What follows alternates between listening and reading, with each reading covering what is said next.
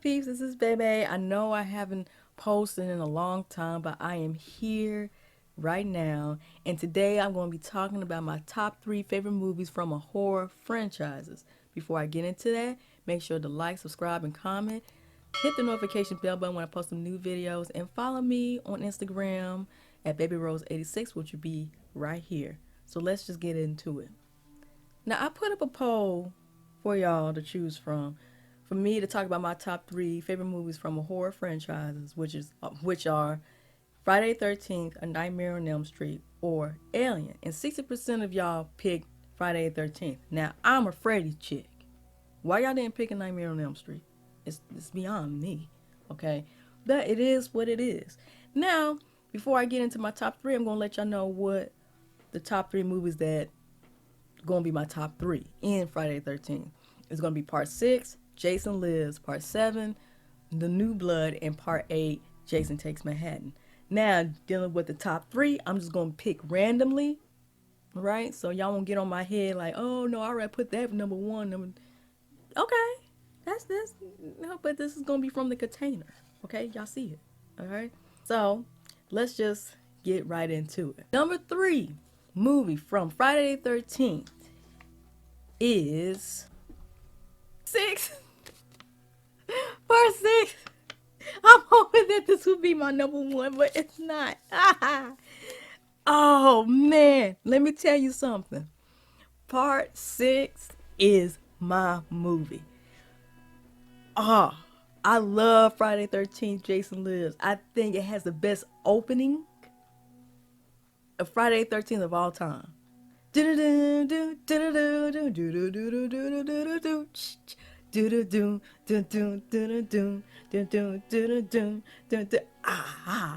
mean, I live off of that score, man. Oh my gosh, why is that number 3? So, what can I say about number 3? This is the debut of C.J. Graham being Jason. And if it wasn't for him, we wouldn't have the Jason like in part 7 and 8 and so forth with Kane Harbor.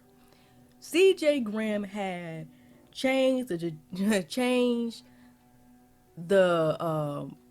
feel of Friday the 13th and made Jason more horrifying. Okay, now others, yeah, they were horror. Now part 3, okay, now I like the ending of part 3. That I like part 3, but the ending, yeah, that scared the crap out of me. But it didn't like quite scare me the crap out of me, you know?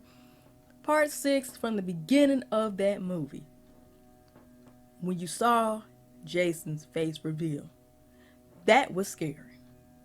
That was scary than part 7 and part 8. Now, if you want to talk about the coolest face reveal, is part 7.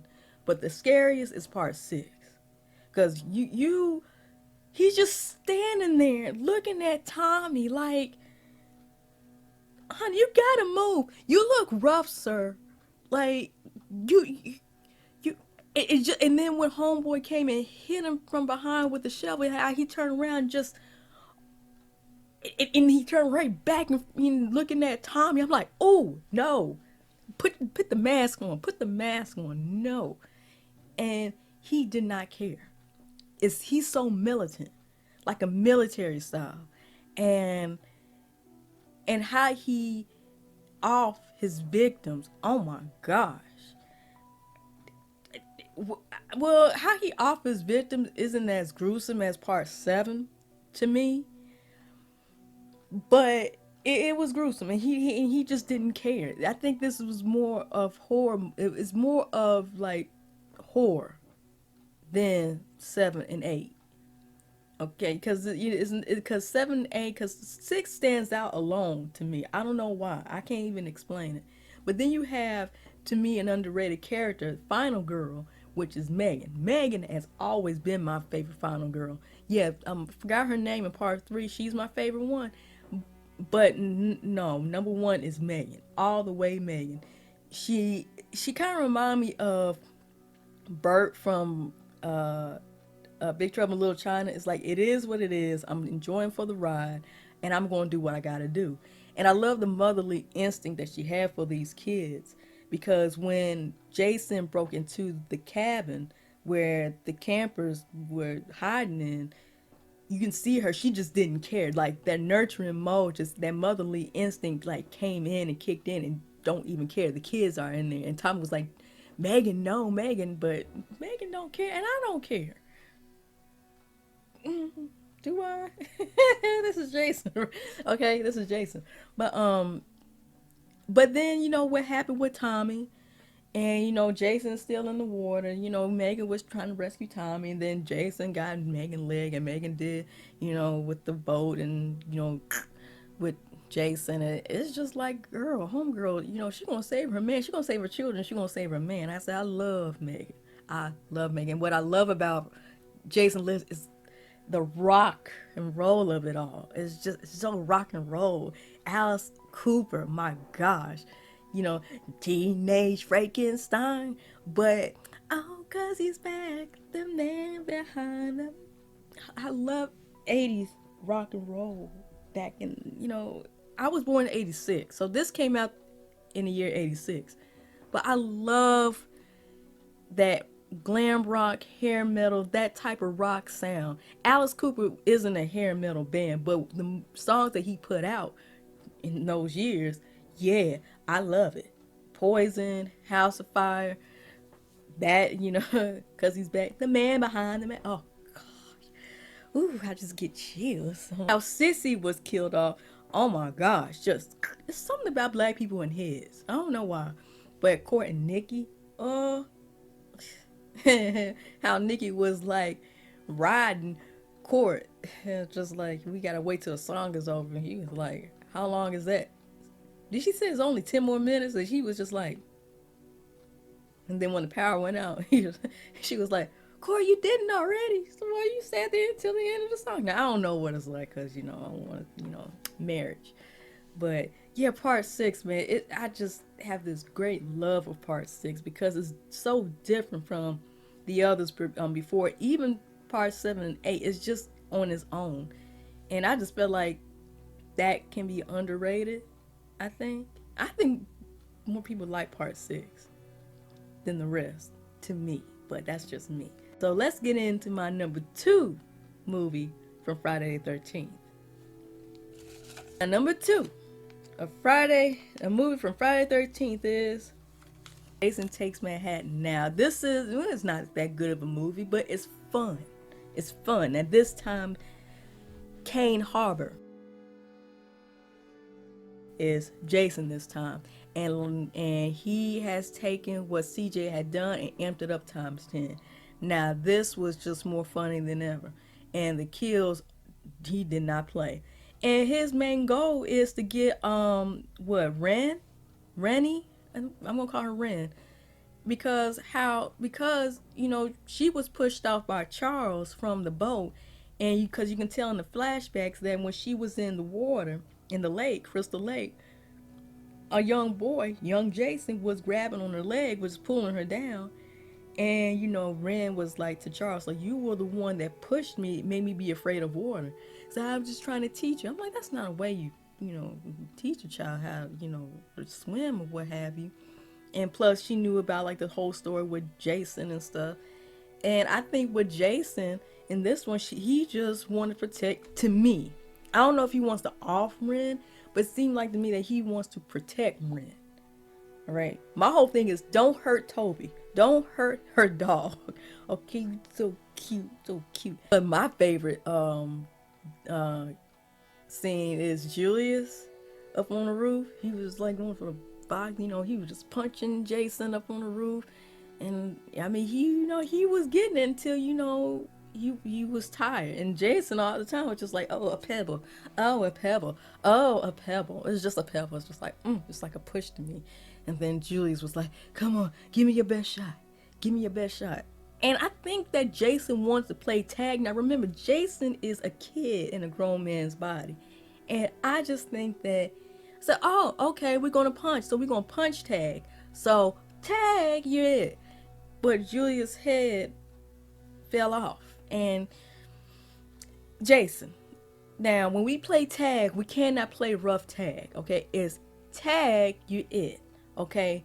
when you want to play soccer, you can't kick somebody's leg off and say, I'm just playing soccer. No, you got to lightly kick their leg because you're going to kick, get the ball, right? Or football in some countries, what they call in some countries. Um, what else? Ring around the rosies. If you want to, like, hold a child's arms and twirl him or her around, don't do it hard enough where you take their arms off.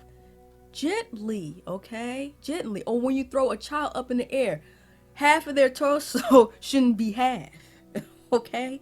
Gentle is the key, my darling. It is the key. All right, Jason. So we're gonna learn from that. Um, but yeah, oh yeah, the part where the dudes was like, the sidewalk just listening to music. He just ran so bad. He kicked, he kicked, he kicked the boombox. And they say, "Hey man, why you do that for? Like, you want some? You want some? You better come and get some." Jason just turned around, just lifted up the mask, and the kids was like, "You know what? We can get a new boombox. We gotta go. Okay, bye." And they ran. I was like, "Yeah, you better go." And go into the diner, just knock open the door and just walk through. Kind of like, well, hey, girl, hey, how you doing? Like, you want something to eat? No, no. But what kind of gives to me though is when they in the sewer and the toxic with water, what have you, waste had to clean out. And just when he looked at it, he sees the water and he just calls out to his mom. That did tug on my heart. It's just kind of like, yeah, because his story is a sad story. Okay, it's not like Kruger. It's just like he passed on because these kids bullied him because he was, well, from Jason versus Freddy versus Jason, he was deformed, I think. But either way, he was, I don't know how, because from Freddy versus Jason, because he looked deformed and that's why they bullied him and pushed him in the lake. But then others is like, that either he jumped in the lake, he drowned. But either way, the camp counselors didn't do anything. They didn't. And he came back for revenge. So let's get into my number one movie from Friday the 13th. Number one is Part 7, The New Blood. Now, what's funny is that I did a movie chat in 2019 of The New Blood. Yeah, it was my very first movie chat when I had a channel way back when.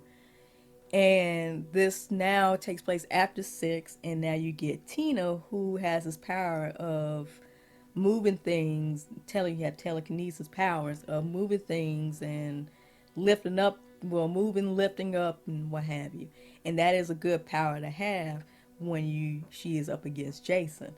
And Jason, now here's the debut of Kane Harper being as Jason again. He's taking what CJ had done and emptying up times 10. And how this turkey moving Part 7 is very scary within itself. How he was electrocuted and he fell into a puddle, and how he just got up and stand. This dude is big and buff now, skeletal now, and how he just lift up the table and yanked the chain around his neck when his face was revealed, which was funny. It's not scary, but it's cool, but it was funny. And I'm like, you know what? I don't want to play with Jason right now.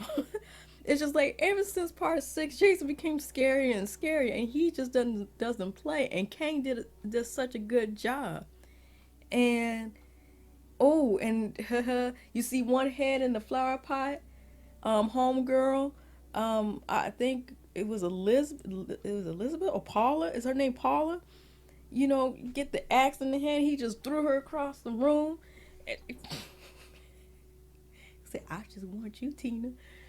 And then with Tina and how Jason went back to the waters because she somehow she brought up her father, and she felt responsible for her father's passing. No, I said yeah, and I said, but it's not your fault because your father slapped your mother. Okay, and so the father came, got the chain, and wrapped around Jason and put it back into the water where it came from. And I just love the fact of how Kane took Jason over and made it 10 times scarier than Part 6. Part 6 was just scary, but what Kane did with Jason in Part 7 was even scarier because how Kane moved. He channeled Jason deeply. It's like, okay, CJ did really good. I'm going to make it even scarier. How he moves, how he yanks things, how he throws things, and how he looks. Ha ha ha ha ha ha. But anyway, that is it for my top 3 favorite movies from Friday the 13th. Now, my question is, what are your favorite top 3 movies from Friday the 13th? Put it in the comment section below if you want to. So I'm gonna go, and next up is gonna be A Nightmare on Elm Street, and that is coming up next. So peace, love, and happiness to all of you. Stay cool, don't be no fool, and use a tool of what? Knowledge. Deuces. Bye.